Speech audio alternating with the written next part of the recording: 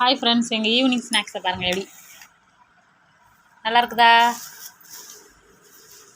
இந்த ஒன்று இருக்குது எங்கள் 3 பேர்த்துக்கும். இந்த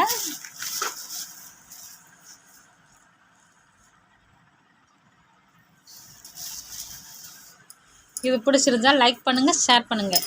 காளான், ரோட்டுக்கடை காளான் எப்படி இருக்குன்னு பாருங்கள். இதுவும் காளான் தான்.